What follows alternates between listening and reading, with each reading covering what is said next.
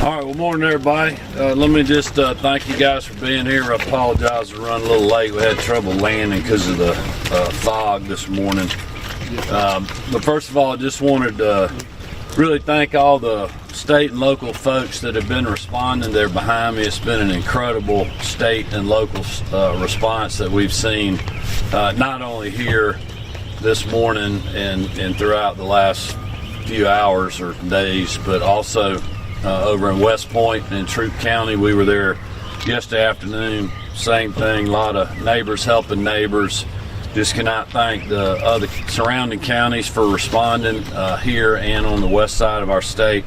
And that, obviously our state partners done a tremendous job really getting on the scene very quickly after the storms came through. We obviously have GEMA that's here. Mike Smith's the lead here today. Director Stallings is over in West Point.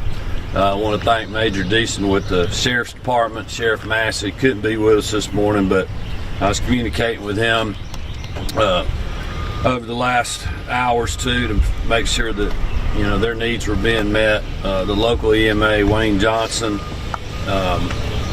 Chair Davis, who's here with us, the Mayor Pro Tem Chambers, who's with us, a lot of the other commissioners and council folks that have been paying attention to what's going on.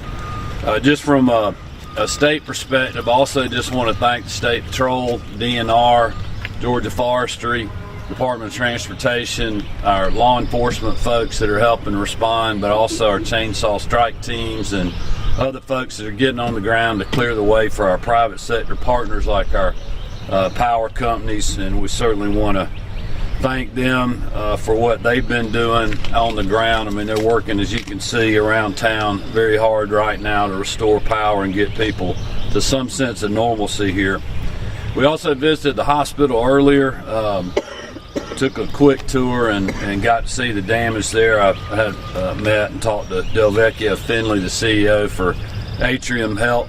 They are managing very well under the circumstances. Obviously had roof and water damage that they continue to work on. Their private sector partners have been on the ground 24/7 as well and helping restore order at the hospital.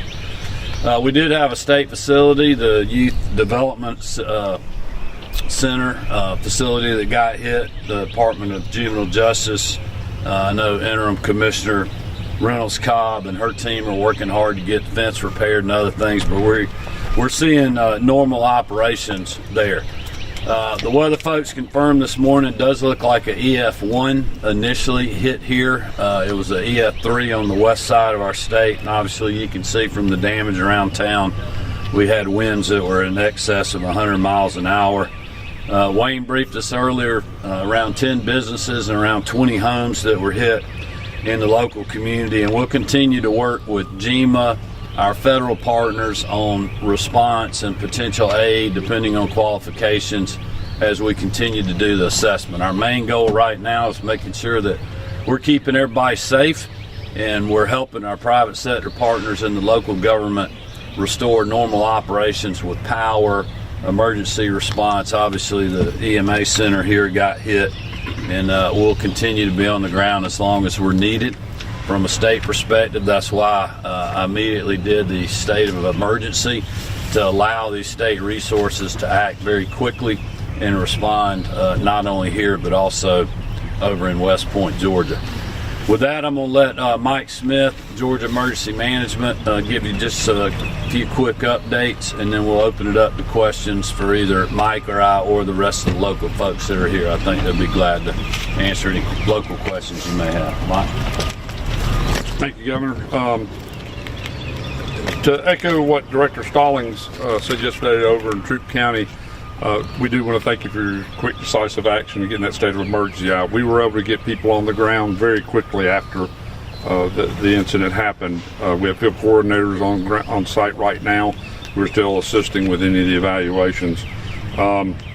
We were extremely fortunate, as the governor said, that here in this area that we had no fatality and a few reported injuries that we had. So we're really thankful for that. Our thanks out again to Georgia State Patrol, DNR, and Forestry, who were out here assisting with traffic control very quickly, getting chainsaw teams, strike teams in place on doing that.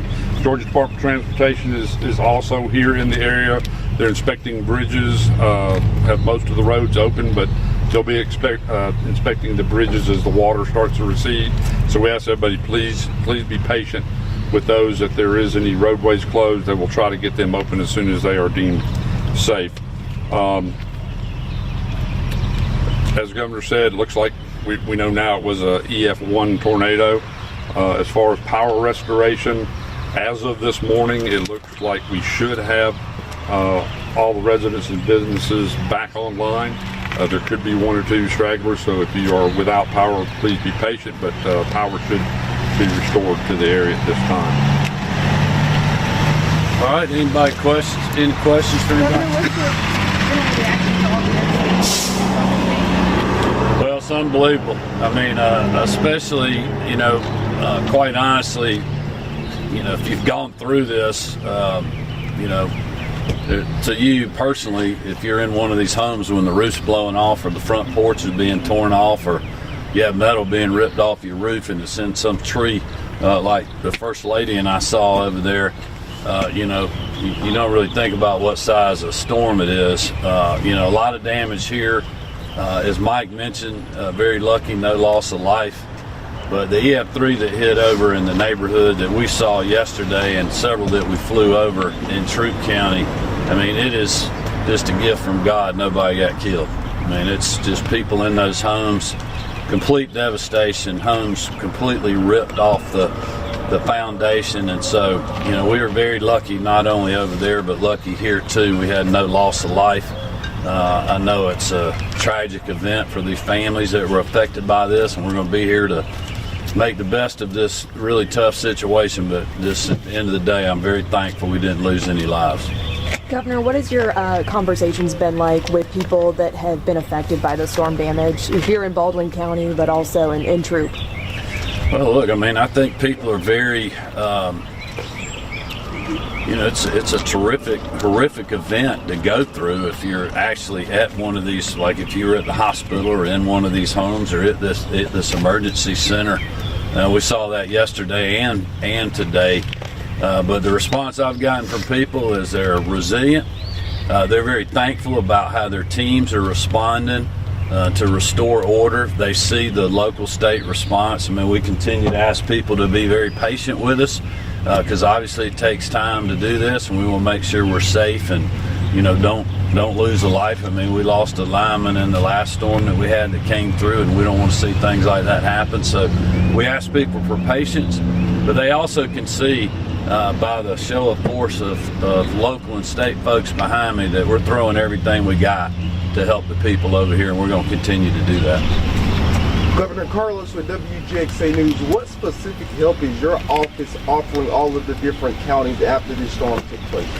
Well, we'll continue to do assessments. I'll let Mike follow up if he has anything else. But I mean, part of we're went through search and rescue response, and we're continuing to do that, restoring power, getting roads open, inspecting bridges, making sure that while the local folks, the sheriff's office or anybody else is dealing with a tragedy, that we have our law enforcement folks here to make sure that individuals' homes aren't getting looted or businesses aren't getting robbed and things of that nature. So that's our immediate response. Down the road on potential federal aid and other things, we have to go through the assessment. We'll have to see if we meet the qualifications for that. But it'll be our top priority to help do that if we meet those qualifications. Some of the areas hit are in high poverty areas. I know, like there's a trailer home park just behind here. I mean, what extra resources are available for those areas that were hit? Well, that's what GEMA will continue to do through their assessment. I mean, we those are the kind of questions that we'll ask, and we, as you can imagine, we have all kind of things that we have to dictate and different rules for qualification and other processes. So that'll be part of, I think, the assessment. Great. As we're out doing the evaluations, we're looking at that. We do have to meet a certain monetary threshold to be eligible for a federal declaration. So we'll be working through that over the next couple of weeks to see where we're at. Obviously, the households are included. We look at infrastructure, power, and so forth. So it'll be a couple of weeks before we're able to make that determination. Last question. You mentioned looting. Has that been a big problem? No, it has not, because we've had these great folks on the ground behind us. Governor, one question here. It says, when we talk about the assessment, are we going to be doing the assessment in Baldwin County and in Troup County combined? How will that happen? You want to speak to that? It will be any of the affected counties will all. Obviously, each county has its own threshold they have to meet, and then we have a statewide threshold. So we're taking into consideration any damages that were associated with this front line that came through, including any flooding and bridge infrastructure damages. I know GMA and state officials are also assessing the dam in Ivy and Wilkinson County after the breach early this morning. Is there any update on that? They're looking at that. On that, at this time, the dam appears to be stable, but they're going to have engineers on site to get out there who are properly trained to make that assessment on that. All right, thank you, guys.